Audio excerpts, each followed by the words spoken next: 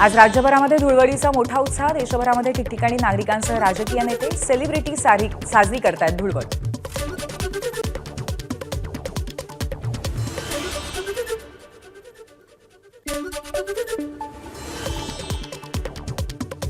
दादरमध्ये सुद्धा सकाळपासूनच धुळवडीचा उत्साह। जॉगिंगला येणाऱ्या ग्रुपकडनं साजरी केली धुळवड।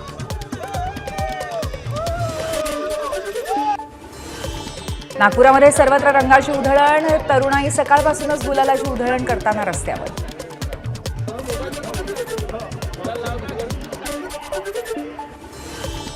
रत्नागिरीच्या खेडमध्ये शहराची इडापिडा टळावी यासाठी प्रतिकात्मक प्रेतयात्रा काढून शिमगोत्सव साजरा करण्याची परंपरा। 100 वर्षाहून अधिक काळापासून मढ यात्रा काढून होळी साजरी करण्याची परंपरा। रायगडच्या महाड शहरामध्ये देवदानवांच्या युद्धाची अनोखी परंपरा। 2 गटांमध्ये गरम निखारे फेकून केलं जातं युद्ध।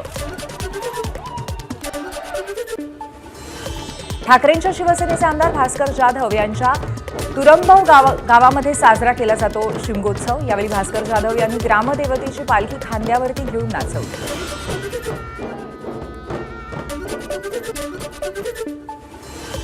लांजा राजापूरचे आमदार किरण सामंत यांनी हातीस गावात नाचवली पालखी।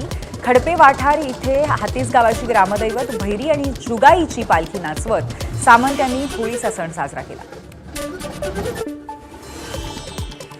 राज्याचे उद्योगमंत्री उदय सामंत यांनी पाली या मूलगावी शिमगोत्सवाला उपस्थिती लावली। यावेळी त्यांनी ढोल आणि ताशा वाजवण्याचा आनंद लुटला।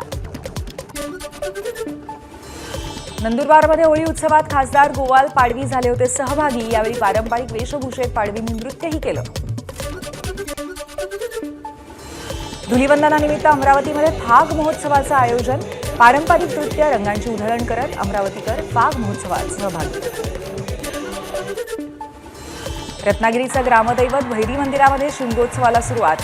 मिर्या इथल्या श्रीदेवी नवलाई पावणाई आणि म्हसोबा ग्रामदेवतेच्या पालख्यांच्या भेटीचा सोहळा पाहण्यासाठी मोठी गर्दी। तुळजाभवानी मंदिरामध्ये पारंपरिक पद्धतीने होळी दहन। परंपरेनुसार मंदिर संस्थानचे व्यवस्थापक पुजारी महंत यांच्या हस्ते होलिका पूजन। नांदेडच्या ग्रामीण भागामध्ये लेंगी महोत्सवाची धूम। पारंपरिक लोकगीतं आणि डफल्याच्या तालावरती बंजारा समाजातील बांधवांचं नृत्य। गोंदियात आमगावमध्ये 5100 गोवऱ्यांचा वापर करून होलिका दहन। लाकडाचा वापर न करता पर्यावरण वाचवण्याचा संदेश। मुंबईत होळीनिमित्त हिंदू मुस्लिम एकतेचं दर्शन। धाराशिवच्या गौसिया मशिदीसमोर सामाजिक बांधिलकी जपत हिंदू मुस्लिम बांधवांनी एकत्र येत एकमेकांना दिल्या होळीच्या शुभेच्छा। एबीपी माझा, उघडा डोळे बघा नीट।